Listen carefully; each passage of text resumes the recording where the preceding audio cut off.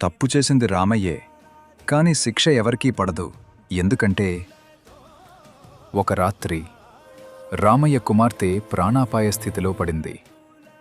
వైద్యుడు చెప్పాడు, 10 వరాహాలు ఇస్తేనే మందులు. అంత డబ్బులేని రామయ్య ఏం చేయాలో తెలియక ఆలోచనల్లో మునిగిపోయాడు. అదే సమయంలో ఖజానా ద్వారం వద్ద కాపలాదారులు నిద్రపోతున్నారు. లోభంతో కాదు, తన కుమార్తె ప్రాణాల కోసం రామయ్య 10 బంగారు నాణేలు తీసుకున్నాడు.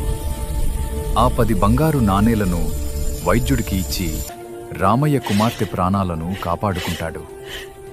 రామయ్యకు శిక్ష పడితే అతని భార్యాపిల్లలు అనాథలవుతారని సోమయ్య శిక్షను తనపై తీసుకున్నాడు.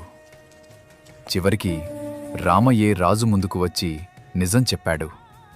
అప్పుడు రాజు సోమయ్యపై ఉన్న శిక్షను పూర్తిగా రద్దు చేశాడు. రామయ్యకు మాత్రం తీసుకున్న బంగారాన్ని తిరిగి చెల్లించి 3 నెలలు ఉచిత రాజ్యసేవ చేయమన్నాడు.